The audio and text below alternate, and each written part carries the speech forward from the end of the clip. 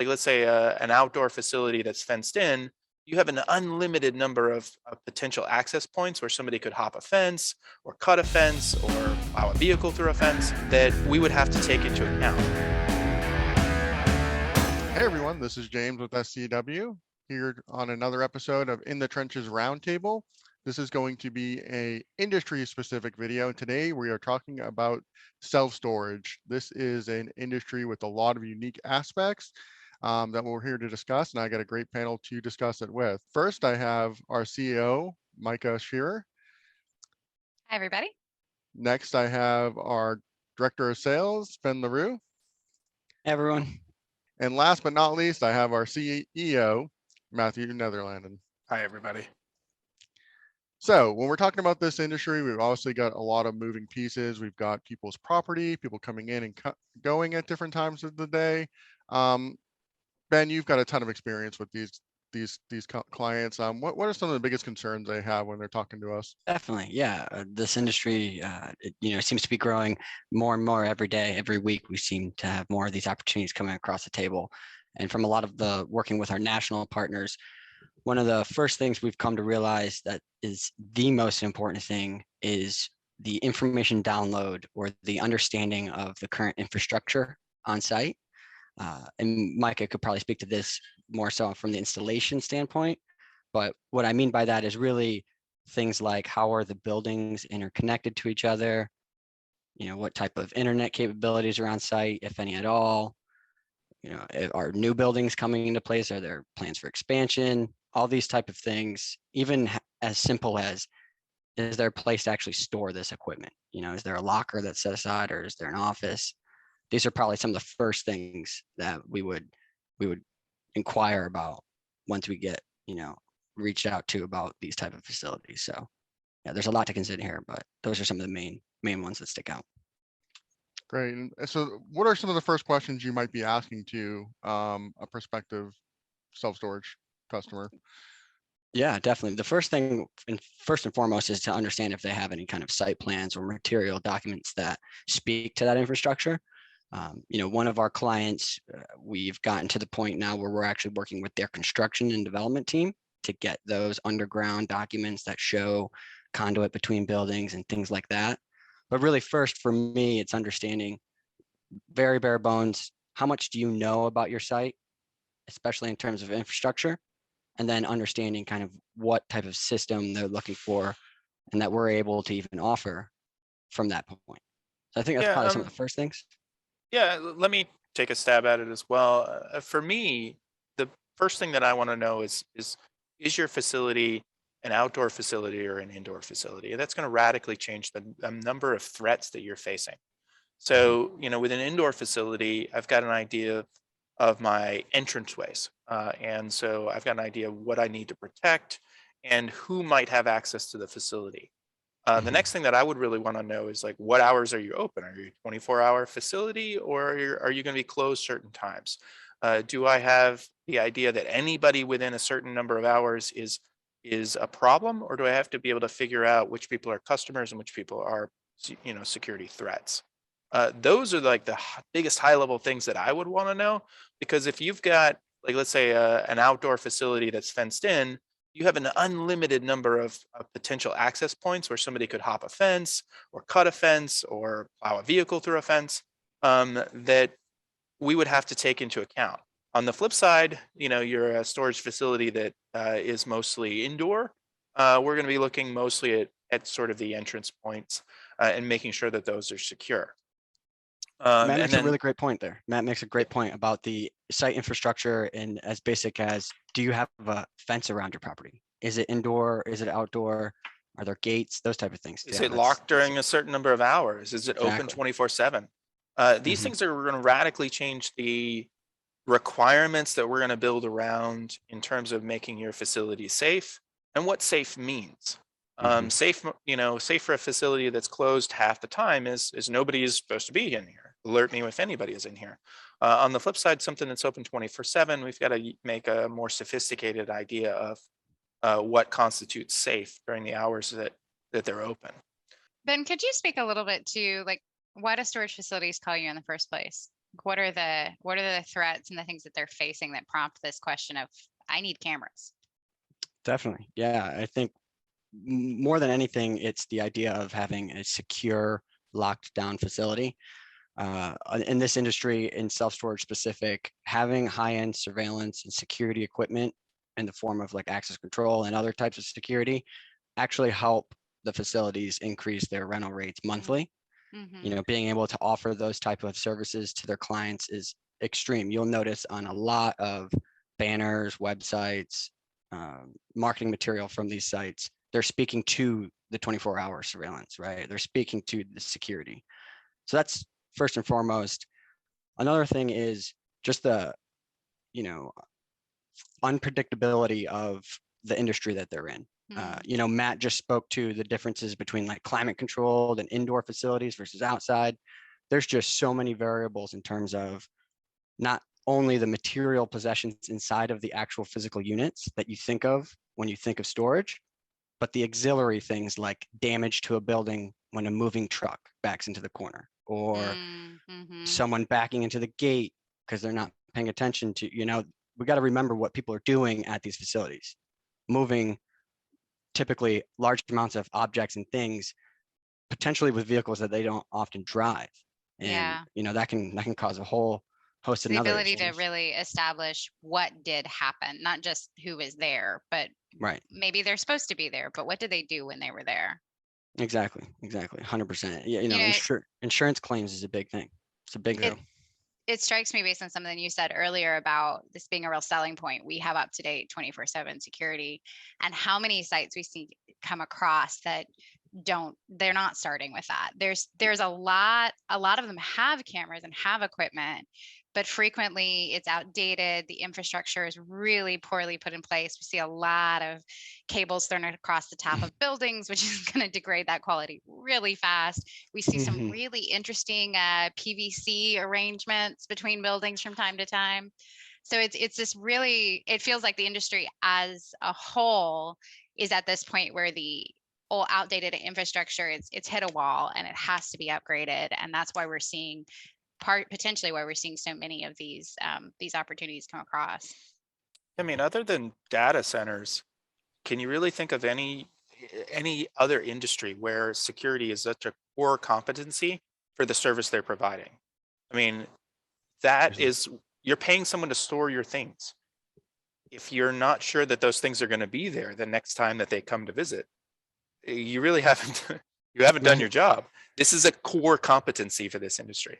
Right. And I think that hits on the big concern most of them obviously are going to have is most of these are pretty big properties, especially the outside ones that are more spread out than they are, building vertically. So most of these don't have guards. They don't have 24/7 security there. They need to have these forms of video surveillance and everything.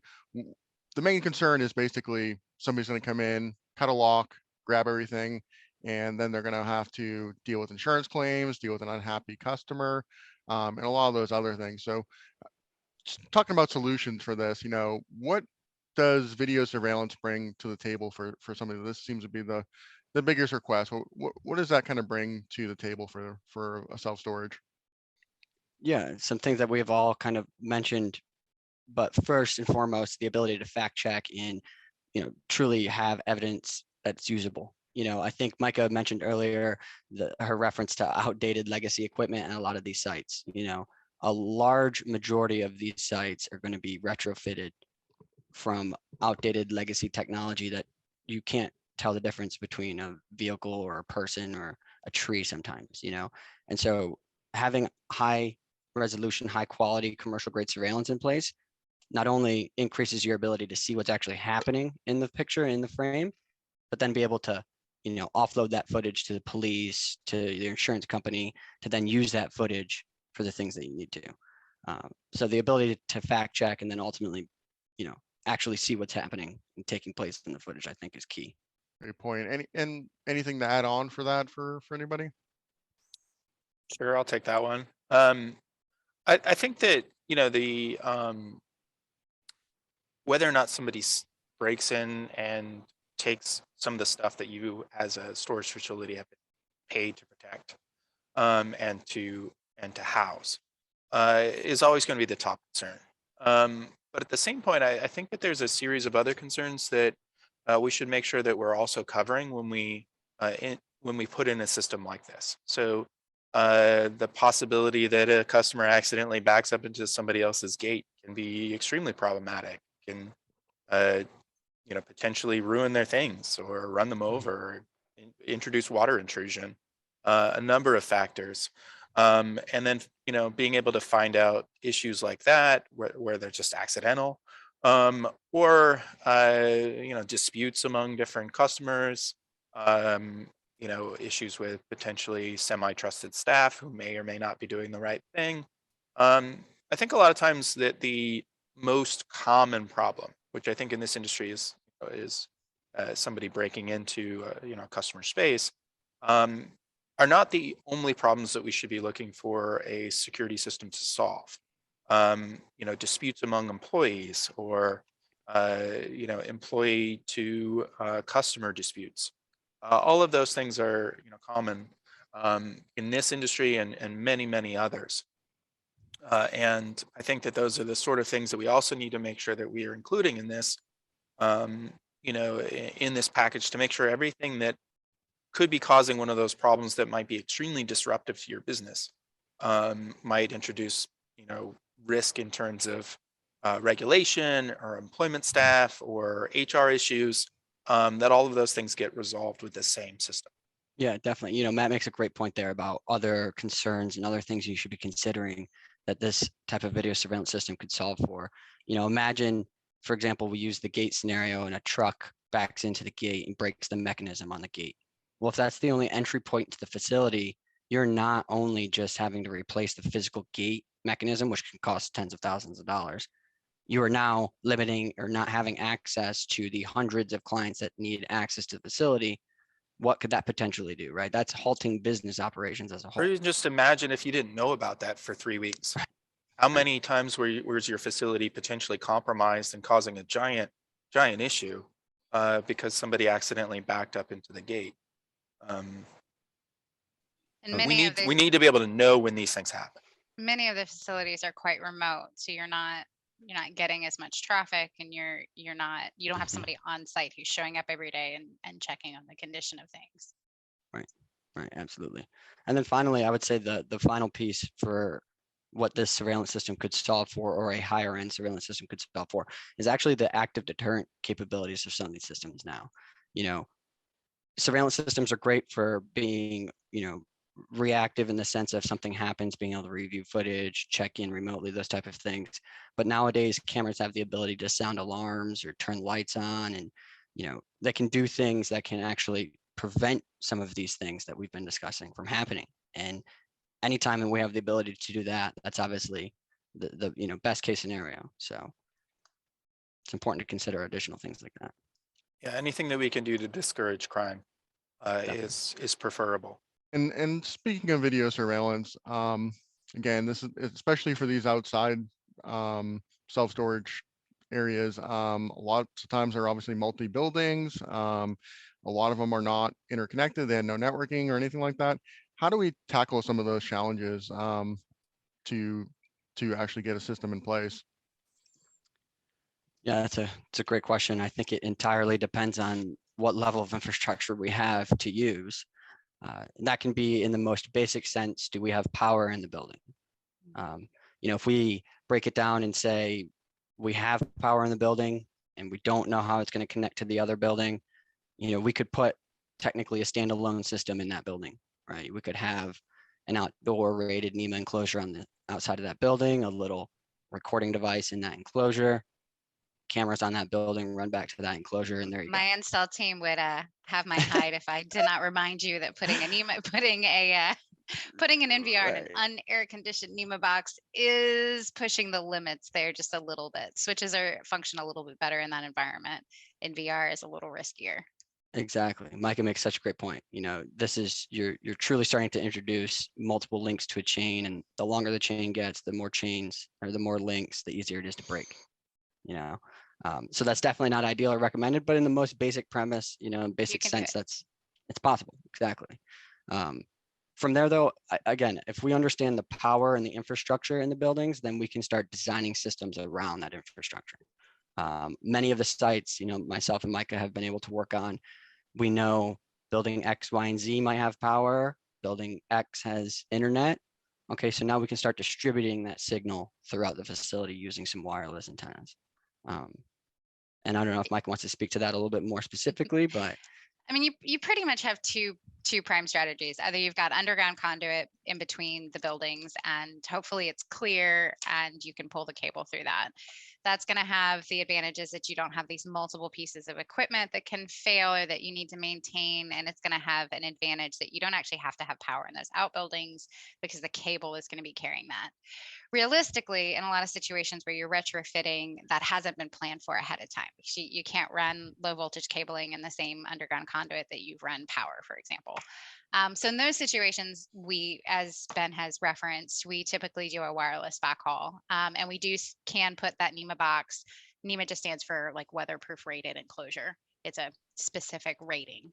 On the side of the building and put all of the wireless backhaul equipment inside that. Now that does require that building has power. So sometimes that's a little bit of an obstacle.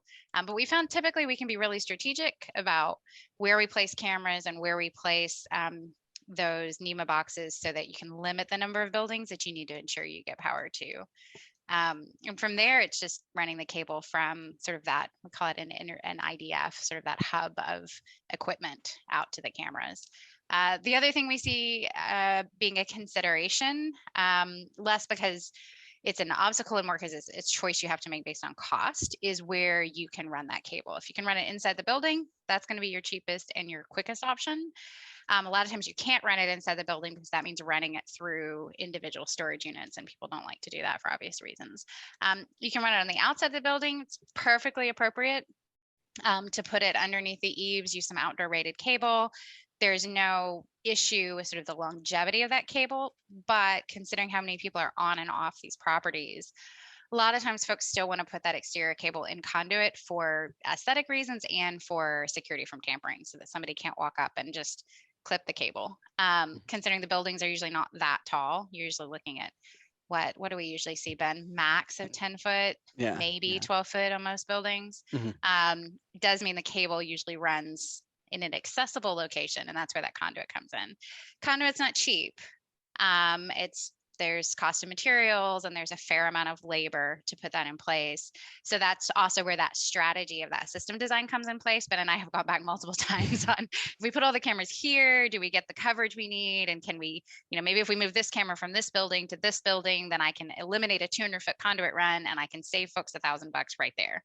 Exactly. So a lot of those, there's a lot of strategy in getting you the most coverage without just getting buried in those infrastructure costs. If I could even provide a little bit of a higher level overview for anybody who might not be in this industry, on explaining what makes this so challenging compared to other industries.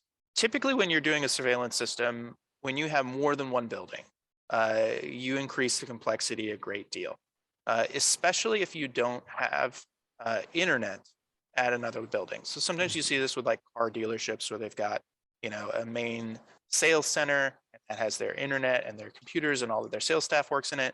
And then sometimes you have, an ancillary building that might store supplies or might be, their mechanic shop, and that may not have internet. You're always going to increase the complexity every time you add an extra building that doesn't have those same infrastructure. The really unique thing, go ahead. I was just saying, and with a storage unit, or storage facility, you will typically have 5, 6, 8, 12 individual buildings. Number of those is just substantially larger in this industry. And even beyond that, sometimes you have an ancillary building who has no power whatsoever, because you might be renting somebody a storage space that has power because it is a storage space that is air conditioned. And you might be renting somebody a storage space that doesn't have power because it didn't need to be climate controlled. And so storage has a really unique challenge in the fact that sometimes you have a building that doesn't even have any power. And that is really increases the complexity in terms of designing the solution. Because if you're designing a solution for, let's say, a house, you put up your cameras, they're on the side of the house. you know that wherever you plug them in, you probably have an outlet. And with a storage facility, you may not have internet at any of these locations. You have to pipe it back to a central location to have internet, and then you may not even have power locally. So those sort of challenges are why we need to know so many of those things up front about the infrastructure, because those challenges are not the same in most other industries. If you're building, a hospital and you've got 8 different hospital buildings on your campus, it's almost guaranteed they all have internet and power. And that is not always the case in this industry. Absolutely. And when we reference power, for those of you who maybe are acquiring a facility, or those of you who are thinking about designing or building a net new facility, when we're speaking to power, that doesn't necessarily mean a beautiful 110 volt outlet just already ready for us to plug into. That's really unrealistic. What power might look like, though, is in the form of security. Yeah, security lighting is very common on these buildings. If those are present, usually means that there's power there. Are they running on a loop or 24/7? Those are some things that we would want to dive into later on. But yeah, we've discovered frequently they're on timers. So if Mhm. your circuit is cutting off farther up the chain Right. on a certain timer, and you connect your security camera to that circuit, you're also turning off your security cameras. So there's an additional just thing that you have to check and work through when you're setting that up. Absolutely. Absolutely. But if you're a net new facility, you should be considering security lighting for these buildings regardless. That means that these buildings are going to have power. When you're running the conduit for that power, make sure you're running separate conduit for internet infrastructure or CCTV's infrastructure like this. That's ideal. If you're acquiring a facility that's already existing and you're like, hey, I have no idea. I don't know what type of infrastructure I have. Look at the buildings. Do they have exterior lighting? If they do, it means we've got power in that building. Now let's try to figure out some of those minute details like we just mentioned. Are they on a timer? Are they 24/7? One of the nice things about, we've talked about a lot of these additional obstacles that go with these storage facilities, but one of the nice things is because we're doing everything outside for the most part, Google Earth. If you're somebody who's acquiring a lot of different facilities and you're trying to figure out your plan, you can figure out so much by just pulling up the address, looking at the street view. Look, as Ben just said, look, is there a light on that building? Okay, you've got power. You can figure out later if it's on a timer. Maybe you have to contract for some extra electrical work, but you've got power. And from that top down shot, we can look at, do you have line of sight between the buildings for wireless backhaul? Sometimes I can even see a junction box on the side of the building and say, there's probably some underground conduit there. There's a lot you can tell before you even step foot on site. Totally, absolutely. And if you're considering reaching out to a company, a security firm like ours for help in this type of need, pictures are our best friends. As many pictures as you have feasibly possible is ideal. If again you're in that boat of like, I literally have no idea what infrastructure you could be talking about, snap pictures of the outside of the buildings, the inside of the buildings. If there's a unit set aside for administrative purposes, take pictures of that, the inside of it, because more often than not, we can find things that might not be present to an untrained eye. So pictures are your best friend. If you've got existing equipment in your office or in that building, take a picture of the back. Ben can look at that. I can, and anybody on our team can look at that and they can tell you, is that an IP system? Is that an analog system? Based on that information, we know a lot about what our options are. Totally. And final thought on that is really, we would just also would love to know, and it's important for you too, what current security measures, security, systems are in place. Do we have a gate that has access that you punch a code in to get in? Do we have a perimeter fence? Are there things like that in place that, we might be able to work off of? Things like that always help us as well. So I think covering maybe that process a little bit, I know we just talked about it, but what is that? So somebody owns it, maybe they just bought this new self-storage place and they're trying to increase the security as the new owner. That process, what does that look like from their perspective? They're not, most of these guys aren't going to know the difference between wireless and what the best solution is there. How would you guide them through? Like you're going to start with the floor plans, and Google Maps, or actually, Bing Maps, the bird's eye view. I'm not sure if you looked at that. It's actually pretty nice. Oh, okay. Yeah, I've used that for this. Yeah, so you're going to look at that, and what's the next steps going to be for different customers? Yeah, for me, I always try to ask a client, someone who's acquiring a facility, how much communication or dialogue they've had with the previous owner, or if they're going to be keeping on the manager that's running that facility. In some cases, that might be the case. There might be a dedicated manager running that facility. They're going to probably have the most in-depth knowledge about what's currently on site and what, quote unquote, how things have been done. Um, for those rural facilities, maybe those smaller facilities who don't have dedicated managers, I'm always going to ask, how much can we leverage the prior owner to try to divulge and really get, I don't know, I call it kind of investigative work. It's like being a detective in a way, really trying to figure out if we can talk to that maybe previous owner to understand what type of things they put in place. Let's say none of that is possible and we've got this facility. Absolutely try with site plans first. And then again, like we mentioned, walking through, hey, is there a fence? Is there a gate? Do we have lighting on the outside of these buildings? Do you have a unit that's set up for administrative purposes? Is there internet on the facility? All these type of questions would be some of the first questions that we'd be asking. And then again, most importantly, what level of access does the person acquiring the site have? Do you have the ability to drive by and take pictures for us? That's usually the first course of action. First chunk of time I spend is diving into those kind of minute details about the site itself. And usually by the time, Ben's worked through that process, he's gathered what information can be gathered. He's worked up, here's my best design based on the information we have. Then it gets kicked over if you're looking for installation services to our services team. And we're gonna look over those plans as well. And then we're gonna send somebody on site to confirm. So if Ben finds out, they're pretty sure there's underground conduit between these buildings. So we're going to design a plan that takes that in mind or takes that into account. Ben's also going to be real careful about where he suggests placing those cameras to minimize the additional infrastructure work, even assuming if we discover on site that maybe there is an underground conduit.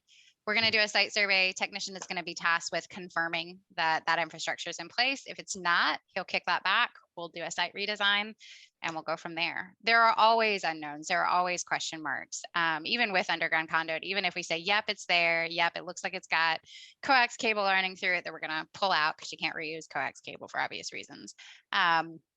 Sometimes you get on site and you start to pull that and you realize it's crushed halfway through and we have to go back to the drawing board. And that's just all sort of part of this process. And I think one of the advantages of working with a team, because you're going to run into those things and that's going to take some time to problem solve and pivot and figure out what the solutions are. To piggyback off what Micah just said, I would say more than anything, the person inquiring about these services should know things will change.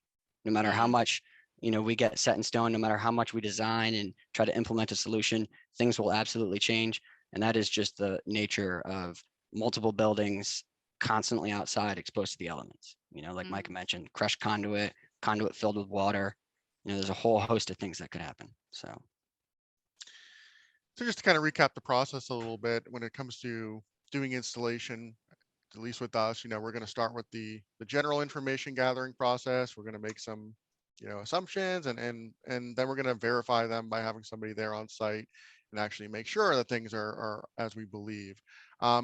So what about do-yourselfers? Do you see what kind of split do you see with that? Do you see people who self-install for self-storage as well? Yeah, actually quite a bit. You can save tens of thousands of dollars doing this work by yourself. And believe it or not, most self-storage facilities that I've worked with in the DIY space work with an electrical contractor or an electrician on a fairly regular basis. Again, a lot of these sites are going to have automated gate access or security lighting with power requirements. So most of the time, I would say 2/3 of the people I've spoke with, clients that I've worked with that DIY, do it themselves, have an electrical contractor that they have kind of in their pocket, so to speak. Ben, are you typically seeing them leaning on that contractor to handle the structured cabling portion, since that's sort of the biggest overlap with electrical work? And then are these DIY folks typically hanging the cameras and then configuring the system with the help of our support team? Where are they? What portion of the work are they utilizing the contractor for? Definitely. Always utilizing that electrical contractor for that structured cabling piece, because that's what their bread and butter is. That's And running that's cable for them. honestly, that's the hard part. Exactly. And The other part is time consuming, but it's not challenging the same way. Exactly. Not challenging in the same way. And it all depends on how handy and how much time is dedicated from, the owner of that facility or the manager or, the level of expertise. Not that much is needed. Micah mentioned the cable's the most difficult part. Our support team can remote configure the system in terms of settings and, customization feature, all that stuff. Really, the most difficult part after cable is put in place is hanging the camera. So standing on the ladder, hanging it and aiming it properly. And crimping the ends, which again, it's not that it's rocket science and we have guides that walk you through it. Right. You're just not going to be as fast at it, basically. Exactly. The guy who does it all day, every day has built up that expertise, but you absolutely can do it. Exactly. And again, it comes down to that maybe time. not that, but That's so funny. No, it's true. But I mean, and that comes down to that time saving, that time versus savings aspect, right? If you're an owner and maybe this is a hobby of yours and you're acquiring this as just a second business or, second, financial object for you, maybe you don't have the time, the hours or day it might take to kind of set up and configure this type of system. So maybe going with a professional install to do that on a much quicker basis would make sense. But if you do, and this is, your full-time job, then, again, you can save tens of thousands of dollars doing it yourself. So just to be clear, I'm terrible at crimping cable. It was more like colorblind crap, but oh yeah, well that does not it's help. hard when you're colorblind to pick out the colors of 6 different cables that Absolutely. are separated by color. Yeah. One last question I do have about do it yourself is, so, we're talking about building plans. Is that something that floor plans and kind of camera placements, is that something you still work on with the do it yourself? Or you're still going to offer them a floor plan and advice on where to place cameras and deal with the infrastructure, even if we're not the ones professionally installing it? Oh, that's a really great question, James. Yeah, we definitely won't leave you hanging. Yeah, all of our consulting services from, gathering that information, fact finding, verifying, building site plans, recommending of camera locations and camera types. Absolutely, our team will be able to help every aspect of the way. Really DIYers, it's going to the main portion of the project that it's going to be on them is going to be the physical implementation, the actual physical running of cabling, hanging of camera, those type of things. But and also don't think that we can't help or step in. You can absolutely tag us in if you need to. You dive into this thing and you're like, whoa, this is kind of over my head. Well, hey, that's what we're here for. But let's get a team on site as quickly as possible. And finish this job. We've even had people come back to us with sort of partial projects. They did part of it and they found something like, I went to run the conduit through 3 out of 4 of them and it worked great. And the 4th one was filled with water. I need help. That's not rare at all. Totally. And one final piece here too is that we do have that 30-day return policy. A lot of this time we spoke to earlier, this kind of implementation and reiteration of projects as they go on. The same might be true for the cameras. We might get in a position where we think this camera is going to work best in this situation, but then we get on site and realize, oh man, if we actually had a more high powered camera, we could capture even more, so let's get that camera returned. Let's swap it out with the right one. All this can happen, on the fly, whether you're DIY or install services. You talked a lot about video surveillance. What other solutions are there for a self-storage facility? Are alarms part of that typically? Access control. Let's start with alarms. Is that something that you usually see included in these? They certainly can be. I think not on the exterior facilities as much. Yes. I was just going to say, yeah, not so much for exterior or I think outside these other facing products units. are going to break down by if you're interior or exterior. And heavily. And on almost all cases, yeah, absolutely. The only reason I say in almost all cases is because I have worked with a client in a self-storage facility who wanted to use biometric fencing sensors on the exterior of his fence, that would be technically fall into the category of alarm or PIDs, perimeter intrusion detection. But that's very rare and honestly, not recommended in most cases. It's extremely expensive. And I think that's, it's not that it can't work. It absolutely can. It's just, it is very expensive.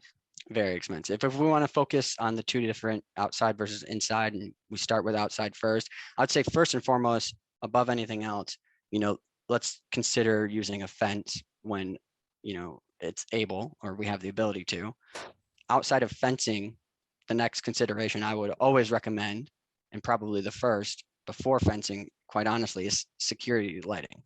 You know, the best possible defense is a well-lit area at night.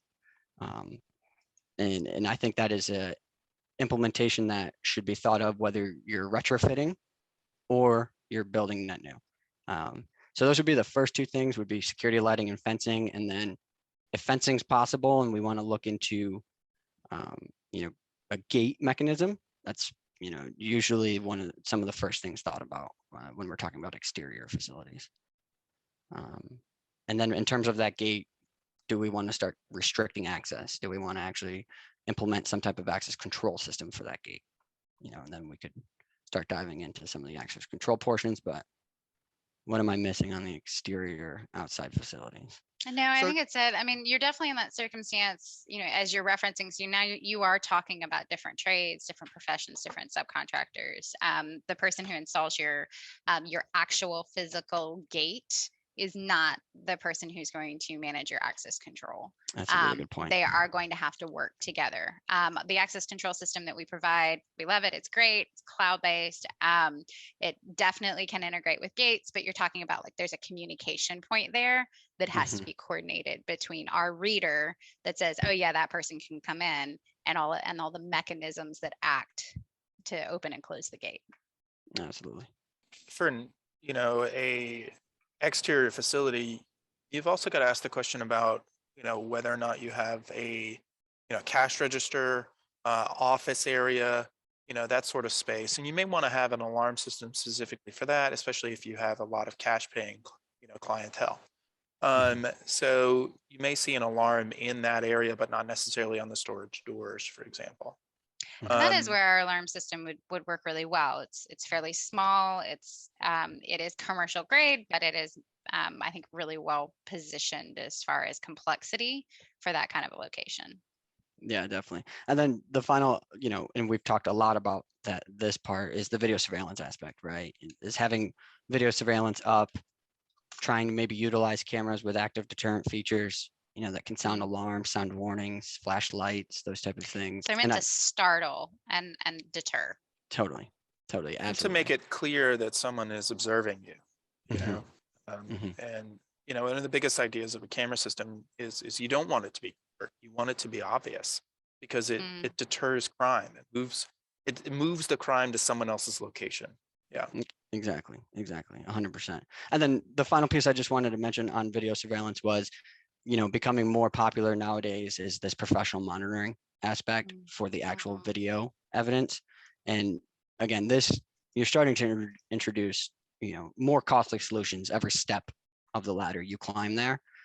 This being the most high end, you know, top rung of that ladder, but the capabilities of literally having that video surveillance being professionally monitored and dispatching authorities based on different things taking place.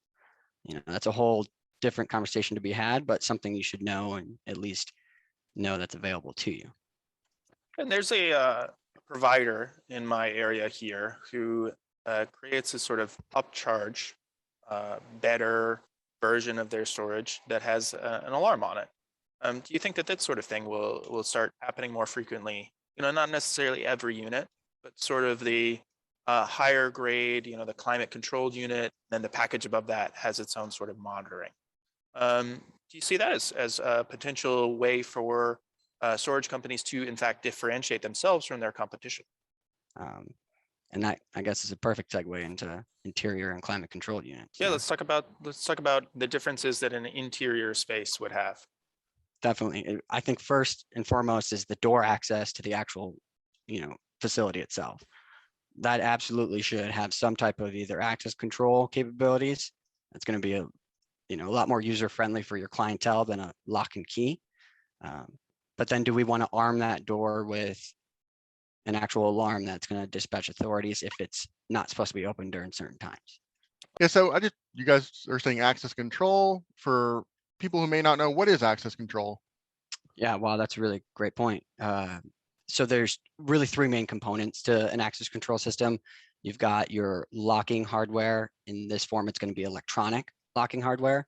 You've got your reader, your high frequency readers. This is the way you actually access that hardware. And then that all talks back to the third component, which is a controller. That's the kind of brains of the system. That's really what communicates the reading device to the locking hardware and so on. That's usually the simplest way that I can put it. So instead of a key, Perfect. I would walk up and, either have a fob or a card or even a cell phone and wave that in front of the reader, and that's going to let me in. But it's only going to let me in if I'm on the list and I'm trying to access it between the hours I'm allowed. So Ben might be allowed 9 to 5 because he rents a space, and James might be allowed 24/7 because he's a contractor or whatever. Totally. The worst case scenario for a self-storage facility, a climate storage facility with a door access, worst case scenario is doing a traditional lock and key. Imagine trying to get that key back from a client who's unhappy with you. Imagine trying to get that key back from a client who maybe isn't the best with keys. It's virtually impossible, and that means you're changing locking door sets on a monthly, Yeah, and that's bi-monthly basis. $1,000 a pop expense. It's really expensive to bring a locksmith out and I rekey mean, things. it's basically like handling the door hardware part of an access control installation every time you need to replace the key.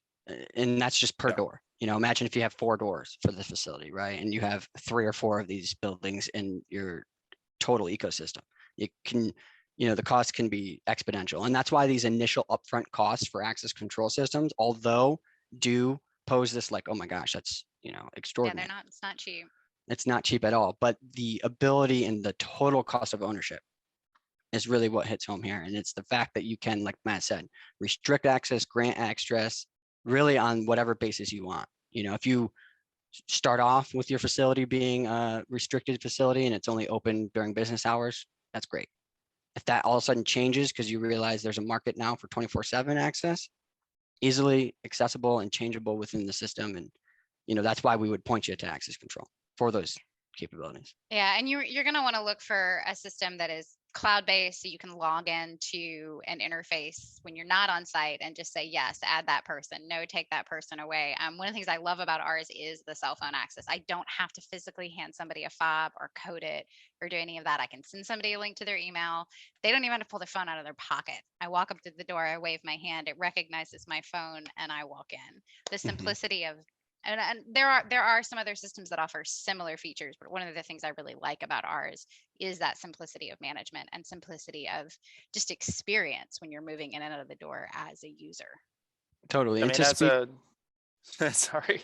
no, you're all right. I was just going to speak to what traditional access systems might look like versus what a hybrid cloud solution like we offer looks like. So traditional systems are going to be systems that are only controllable on premise, physically on site. You're tapping into that controller, that main brains of the unit, and you're saying this key card belongs to this person, give them this access. It's a very manual process, can only be done on premise. And now you've got to keep track of all these key fobs. Versus a hybrid cloud solution like what we offer through OpenPath, you now have the ability to manage the system first, literally on the cloud. You just open a Google tab, or you just open the platform and start managing it. And then you have the ability to give things, or the readers have the ability to use things like Bluetooth from your phone. So you're actually not issuing a key card every time. You're simply creating an account for this person. This person downloads the app to their phone, and that's their access. So not only does it make creating these accounts and issuing access much easier, these cloud systems allow you to restrict access, take access away exponentially quicker. It's so quick, and it's the click of a button. Yeah, and if you're managing multiple facilities, you have the ability to have that handled in a centralized location instead of needing to handle it at each location or train each office manager. I mean, you could centralize that. Exactly. One other thing to add too, in terms of talking about traditional access control, I mean, we do run into people who have a more traditional system that's a little bit clunkier to manage, but it's still an access control system. One of the nice things about the OpenPath system as well is that it's agnostic on that locking hardware. So if you've got the electrified strikes or the mag locks, you've got all that in place, and you just need to change out the reader in the brain, essentially. We can do that, and you can get that added benefit of the cloud hybrid without having to rip out your entire infrastructure. Absolutely. 100%. I want to delve into a little bit of the total cost of ownership here and how much lower it is over time. So yes, there is an expense with putting in an access control system, wiring it. There's a lot of labor that's involved with putting in all of the pieces, putting in the locks, putting in the readers. All of that stuff needs to be run through a wall. It does have an expense on it, but it's going to save you so much money over time. So think about it in the sense of like every time that your on-site manager has turnover, you don't have to replace the locks. Every time that somebody loses their keys, that is one of your clients, you don't have to replace the locks. Every time one of your clients has a flip over, you don't have to replace the locks. It's just so much easier and simpler. And the fact that you can just sit at your home and manage 45 different facilities that you own without having to have somebody, like in the old paradigm of the on-site access control that wasn't cloud-based, you had to go send somebody out there and then have them do, some programming of the machine. This is just point and click, cloud-based, super easy, unbelievably easy, and really saves you so much money over time compared to the old way of doing this of rekeying the door every time you've got, either a client or an employee turnover. Totally. And if you're a facility that actually issues locks per unit, you can utilize access control in that way too. So in terms of managing your access to your physical units, if you're issuing locks and keys, then this is an easier way to manage that and actually know who has access to the unit. The easiest and simplest way self-storage facilities are vulnerable is when they issue lock and key, and that client, that user makes a copy of that key. And now that you don't know how many copies of that key has been made. You don't know now who has access to the facility. It's becoming more and more popular, people renting units just for access to the site, then to open the unit, break down the wall inside the unit, get to the next, get to the next, get to the next. Well, having access control on a per unit basis, again, although that might sound like, oh my gosh, it's super expensive, you're now litigating and really minimizing the amount of unknowns that are introduced to your facility. The single most important thing about access control is your manageability of who has access. So what you're saying then is you could give everybody with their key card the ability to walk in the front door, and then a per client basis, the ability to open their door and nobody else's. No worry that they lose the key. No worry that they tell someone else the code. No worry that you got to send out a contractor to change the code or change the access or change the lock. So much easier. Exactly. So much easier. I heard Ben, what I heard from what Ben was saying was this ability to, and maybe it's less applicable if you're using a fob or a card, but if you're managing the access through that client's cell phone, theoretically, you have much more accurate way to track who walked into that building, who opened that particular storage unit. I mean, I suppose somebody could hand somebody else the phone, but you have this other data point to cross-reference if an issue happened, who was actually there. Totally. And with an access control system, you can limit their ability to access other parts of the facility, right? You might have everybody in your database, all your clients have access to the gate, and then those clients only have access to the building that their unit's in, right? That's another aspect, is that as soon as you give the gate code out, as Micah just mentioned, that gate code can be passed around a million times. That gate code could go to people who shouldn't have access to the site. And then if those buildings aren't locked, if it's through traditional lock and key, who's to say that that person doesn't also have the key? Or, you just don't know where those people are going now on your site. With access control, you have the ability to manage and really restrict all of those things if you want. I think a key theme I'm hearing with all three of you is that as time goes on with a a traditional lock and key system or a gate code system, that all starts out pretty well, and then as time sort of slowly goes, that code seems to start to be mixed in. You don't, everything sort of just kind of slowly just becomes a little harder to manage. When you first get it, it's going to be like Fort Knox. Everyone's going to care about the code and everything like that. But as time goes on, you get more client turnover there. It seems like access control is, again, that total cost of ownership goes down. You be able to better maintain control of the facility. You have much better line of sight into who has access to what. And you Mhm. have this ability to basically zero sum the system whenever you need to. Totally. Yeah. Yeah. With a traditional gate code system, when the gate was opened by the code that was punched in. You have that single data point. With a true access control system, one like we would be offering or recommending that we've been discussing, you then know specific users that have opened that gate at what times, when they left, those But to type of. put it simply, a key is cheap to put in, but the maintenance costs on a key system is astronomically expensive. Mm. An access control system is expensive to put in, but the maintenance costs are almost non-existent. Mhm. That's the big difference. I Absolutely. think, I guess going back to my main point is I think my conclusion of that is that access control, your security starts here. And even with maybe with the traditional key system, they're kind of up here at the beginning too. But what ends up happening is the key system sort of erodes as time goes on, it seems.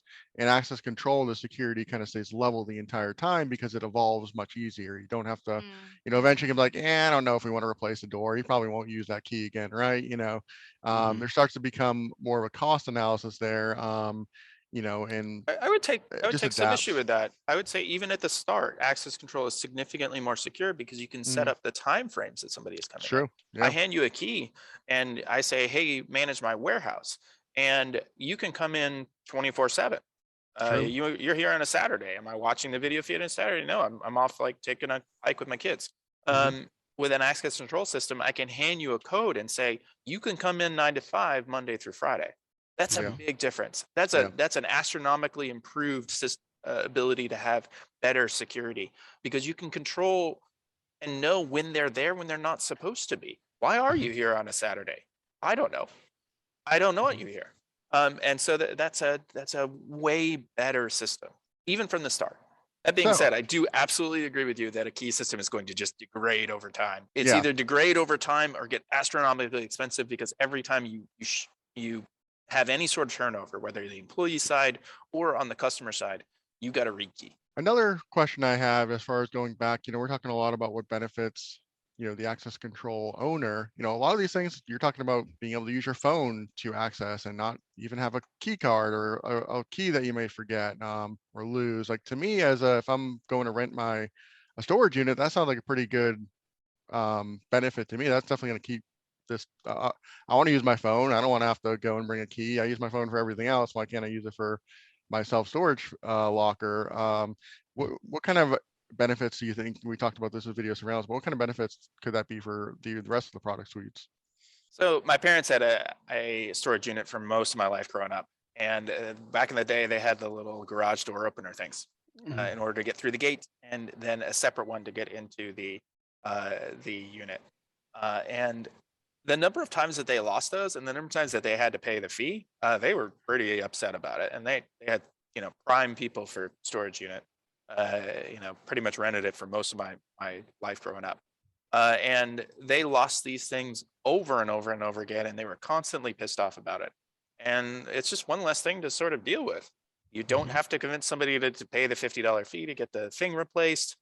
You don't get a negative review. You don't get a disgruntled customer. You don't have to fight the fight. You don't lose your phone. It Mhm. matters to you, so you keep it.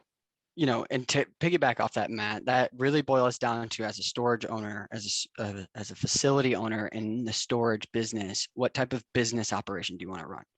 Mm. It is much easier to collect that MRR, that monthly recurring revenue, every single month and never have to consider it than it would be to issue a fee here. Now you have a disgruntled guy or client. Now you got to issue another fee for this person. And oh no, now I got to rechange my locks, right? And now I got to make sure my fees are adjusted to offset the cost of those locks. And my Mhm. gate got backed into. So now rates are going to get, well, if we implement these things from the start and your business in this business is collecting monthly revenue, then do what you can in front ahead of time to be able to collect that monthly revenue without a hitch. And the more that you can do that, the less churn, the less turnover you have, the more successful the business will eventually be. There we go. That's ultimately what we care about. All right, so all this is great. If somebody's interested in installation or do it yourself, how do they reach us? Yeah, James, that's a really great point. So all of the links to the resources we've been discussing today will be in the description below. Of course, all of our contact information will be as well. And then you can always jump on our website, getscw.com, couple forums, there's chats, ways to contact us there. So anyone on the team is happy to help. We're all well versed in this space and industry, and as you can tell, we kind of care about it in a nerdy way. So we're super excited. Thank you guys for watching. Thank you to our panelists for participating here today. As Ben said, reach out to us at our website, getsw.com, and we will see you next time. Thank you.